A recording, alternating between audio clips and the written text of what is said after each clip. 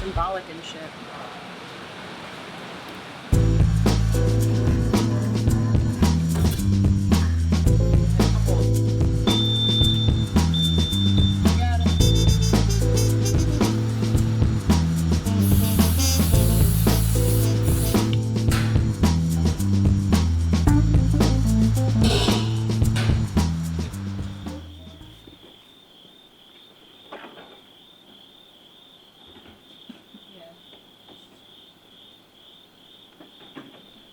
Do you need anything else in the house? No, I don't. It doesn't actually take for a tour. Okay.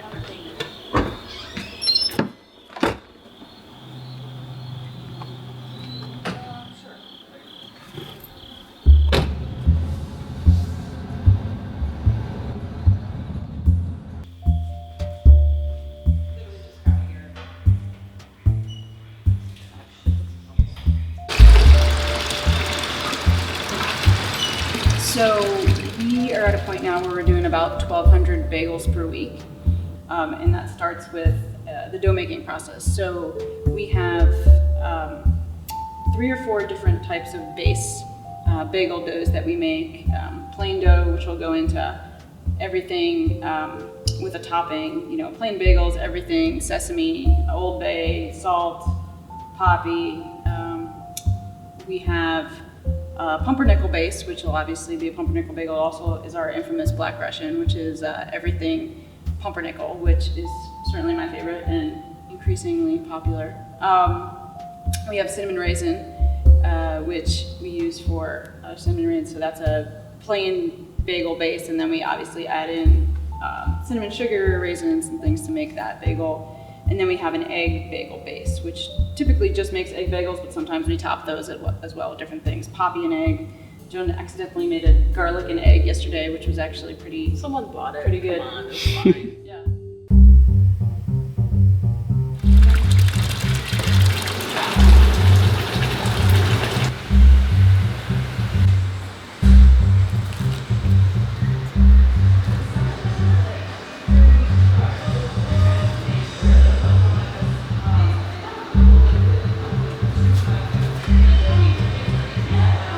Say like if you don't boil a bagel, it's like a roll with a hole in it. Yeah. Which is, you know, distinguishable for like a lot of places these days. Like they don't boil their bagels. Yeah. So it is more like a bread Yeah. that just is in the shape of a bagel. Yeah. Joan, these are like on their way.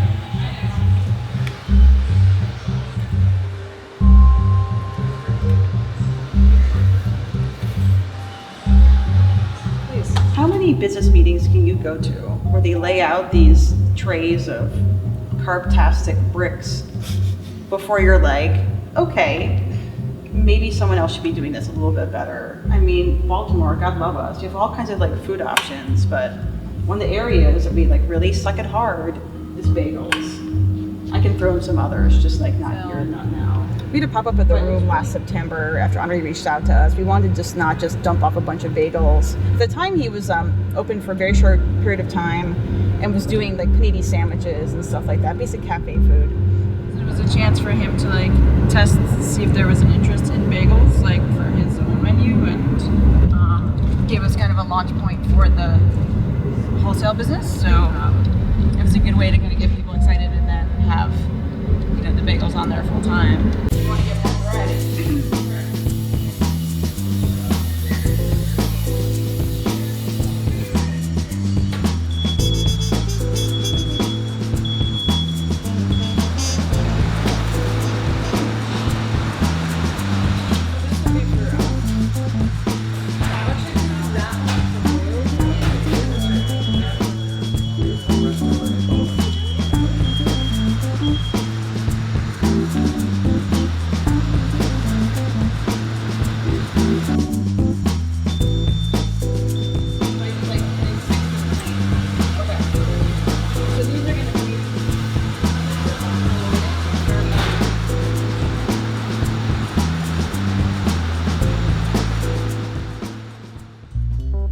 We have been asked by customers and colleagues in the food world about our blocks, and that really truly is a grab block style.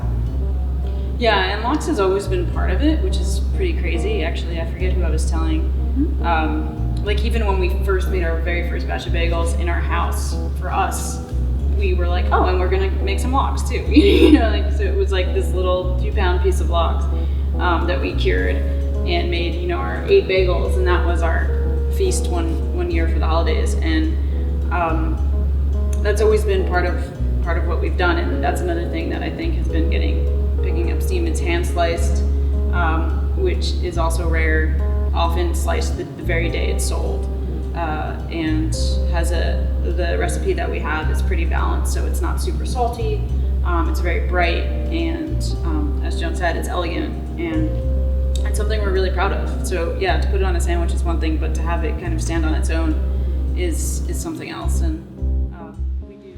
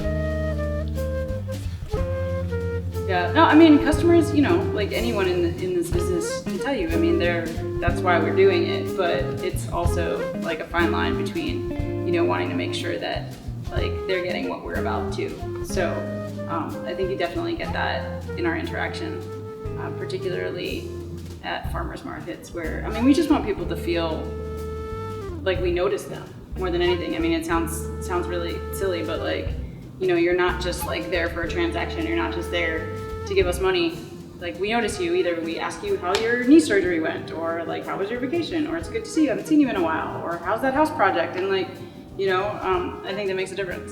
Yeah, and it's not just like stretching for time. Trust me, a lot of times, like if something is going wrong, or there's eggshell in something, or I'm trying to like be like swift, there's a little bit of like of our own movie magic, because I'm trying to like ask random things or bring things up. You know, you can just make stuff up in the moment just to kind of like make the time seem like it's less. Not just for me, but specifically for the customers who are waiting for our products. I don't know, like somebody once said to me when I was like really stressed out about lines, they're like, people wait in line for fast food. People wait in line for not great food, you know? So as long as you are acknowledging them and giving them something that's worth it, then it's okay. But we don't ever take that for granted. I mean, I think for us, that's the culmination of, you know, all the hours of dough making, all of the hours of rounding bagels, all of the hours of boiling, all of the hours of baking, packing, like getting the car ready, all of those things, like leading up to the second where we're like actually handing you your sandwich. And so, you know, if we don't get it right at that moment, it's like, you know, all the rest of it really doesn't matter too much.